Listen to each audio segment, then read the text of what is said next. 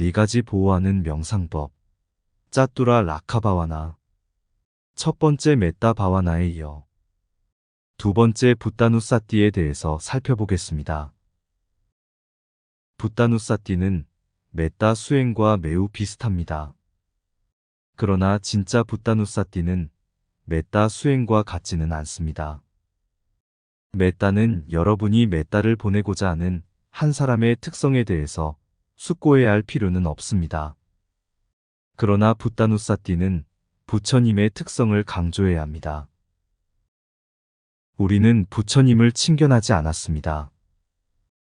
그렇기 때문에 이 이미지는 진짜 부처님과 같다라고 주의를 기울여야 합니다. 그래서 여러분이 붓다누사띠를 수행하기 전에 여러분은 하나의 가시나를 통해 사선정까지 수행해야만 합니다. 특별히 광명가시나나 흰색가시나가 좋습니다.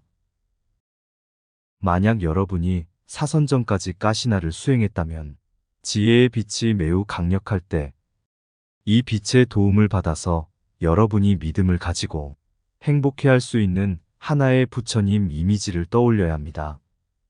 그리고 나서는 이 이미지에 대해서 진짜 부처님이다 라고 생각하고 주의를 기울여야 합니다.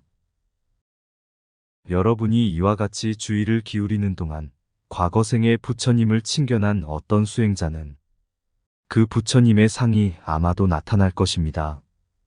이런 경우는 그가 과거에 친견했던 진짜 부처님입니다. 그 진짜 부처님의 상이나 부처님의 이미지에서 부처님 공덕의 특성으로 전환시켜야 합니다.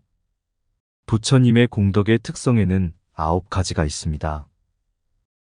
이띠삐, 소, 바가와, 아라항, 삼막 삼부또 등등. 여러분은 암송하고 있습니다. 무엇이 아라한의 의미일까요? 5가지 뜻이 있습니다만 하나나 2개의 뜻을 숙고하는 것으로 충분합니다. 하나의 뜻은 부처님은 비교할 수 없는 계행의 청정함이라는 특성이 있습니다. 비교할 수 없는 선정의 특성, 비교할 수 없는 지혜의 특성을 가지고 있습니다. 그런 이유로 부처님은 인간들과 천신들이 공양 올릴 만한 분이시고 존경을 표시할 만한 분이십니다. 이것이 하나의 특성입니다. 여러분은 오직 이 특성을 강조하기만 하면 됩니다. 여러분이 이 특성을 강조할 때 부처님의 상은 보지 못할 것입니다. 문제될 것이 없습니다. 그 특성만 집중하면 됩니다. 이 특성은 매우 깊습니다. 무엇이 비교할 수 없는 청정함입니까? 개청정, 심청정, 해청정입니다. 이것은 매우 수승한 대상입니다. 여러분은 반드시 이 특성들을 통찰해야 합니다. 앞에 수행한 삼매의 힘으로 인해 뒤에 삼매가 금방 일어날 것입니다.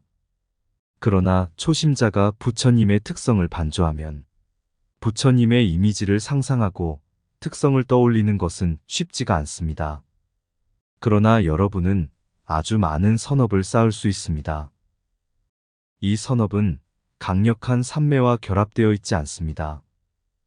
가시나 또는 아나빠나 사선정에서 출정하여 그 특성에 대해서 집중하면 금방 집중할 수 있습니다. 여러분은 그 특성에 대해서 할 수 있는 만큼 집중을 해야 합니다. 무엇이 개청정일까요? 부처님께서는 불살생의 개를 비롯해서 불투도, 불사음, 불망어를 범한 적이 없습니다. 부처님께서는 절대로 이와 같은 불선업을 저지르지 않고 아주 많은 선업을 쌓았고 많은 것을 자제했습니다. 그와 같은 특성은 비교할 수 없는 청정입니다. 우리는 때때로 말이나 행동으로 범계를 할 수 있지만 부처님께서는 전혀 하지 않습니다. 그래서 부처님의 계의 청정은 비교할 수 없습니다. 같은 방식으로 부처님의 삼매는 매우 높습니다. 부처님께서 법문을 설하실 때 청중들이 아마도 사두를 부를 수 있습니다. 그때 부처님께서는 몇 초 동안의 제한된 시간에 아라 안에 과 삼매에 입정합니다. 그래서 부처님의 마음은 항상 청정합니다. 부처님의 삼매는 매우 높습니다. 언제라도 과 삼매에 들어가고자 하면 몇 초 안에 들어갈 수 있습니다. 왜 그럴까요? 부처님의 삼매는 매우 높기 때문입니다. 부처님의 지혜의 기능을 여러분은 이해할 수 있습니다. 부처님은 우리의 몸을 통찰할 수 있습니다. 우리의 몸은 아주 작은 입자들로 구성되어 있습니다. 부처님은 이 작은 입자를 분석할 수 있습니다. 이 각각의 입자가 몇 개의 물질로 구성되어 있는지 부처님은 자세하게 설명할 수 있습니다. 왜 이 입자들이 일어나고 사라지는지를 자세하게 설명할 수 있습니다. 무엇이 이 입자들이 일어나는 원인들인지 부처님은 알 수 있습니다. 어떤 입자들은 과거의 업에서 생산되었고, 어떤 입자들은 온도에서 생산되었고, 어떤 입자들은 마음에 의해서 생산되었고, 어떤 입자들은 영양소에서 생산되었습니다. 부처님께서는 분명하게 이해하고 모든 사람들이 분명하게 이해할 수 있도록 가르칠 수 있습니다. 그래서 부처님의 지혜의 기능은 매우 높습니다. 그러나 정신을 식별하는 것은 더욱 더 미세합니다. 부처님께서는 매우 잘 가르칠 수 있습니다. 부처님은 잘 이해합니다. 예를 들면 여러분은 지금 아나빠나를 수행하고 있습니다.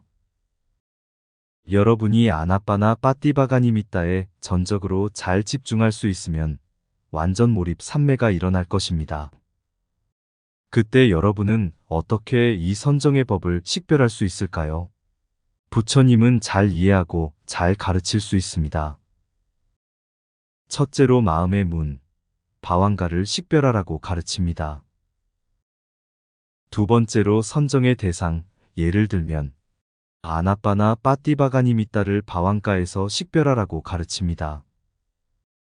그리고 여러분의 바왕가에 니미따가 나타나면 선정의 법을 하나씩 혹은 함께 식별할 수 있습니다. 하나씩이라는 뜻은 마찌마 니까야에 있는 아누빠다 숫다에서 사리푸타 존자가 아라한과를 얻기 전에 수행했던 방법이 설명되어 있습니다. 부처님께서는 이 경에서 자세하게 설명합니다. 그는 초선정에 들어갑니다. 출정에서 선정의 요소를 하나씩 통찰합니다. 위따까 아니짜, 위따까 두카, 위따까 아나따 위짜라, 아니짜 위짜라, 두카 위짜라, 아나따 삐띠, 수카 에까까따 등등. 왜 그럴까요? 그는 대상을 마음의 문에서 함께 식별했습니다. 그래서 그는 선정의 법을 분명하게 볼 수 있었습니다. 부처님께서는 이 선정의 법에는 34가지 정신의 요소가 있다고 가르치셨습니다. 어떤 인간 존재도 그와 같은 수승한 정신 요소에 대해서 가르친 적이 없습니다. 부처님께서는 34가지 정신 요소를 가르칠 수 있습니다. 34가지는 무엇일까요? 그는 이것을 자세하게 조사했습니다. 만약 여러분이 윗바사나를 수행하는 동안 정신 식별 수행을 한다면, 만약 여러분이 궁극적인 정신을 식별하면 우리는 어떻게 선정의 법을 식별하는지 가르칩니다. 그래서 34가지는 무엇일까요?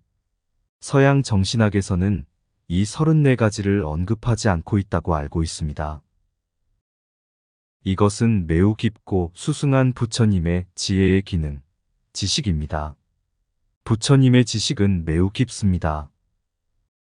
이런 이유로 부처님께서는 이것들은 아니짜이고 두카이고 아나따라고 통찰할 수 있습니다.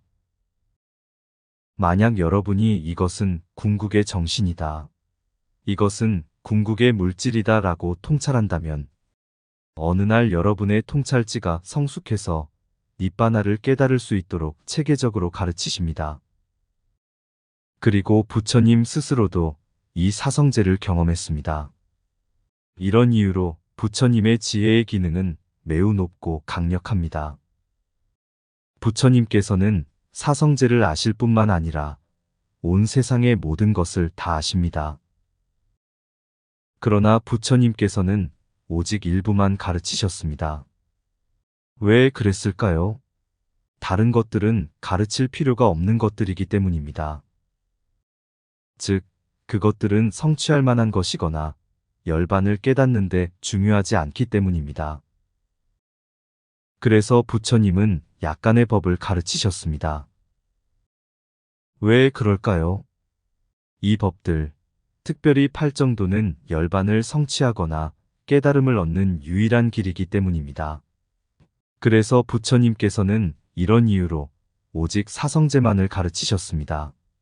그러나 아마도 사성제에 완전히 기반하지 않고 부분적으로 기반한 약간의 법들도 있을 것입니다. 왜냐하면 부처님께서 개청정이 없는 어떤 사람들을 볼 때 개청정을 갖도록 경책을 하셨습니다. 이 개청정은 열반을 이루는 간접적인 원인이 됩니다. 개청정은 토대입니다.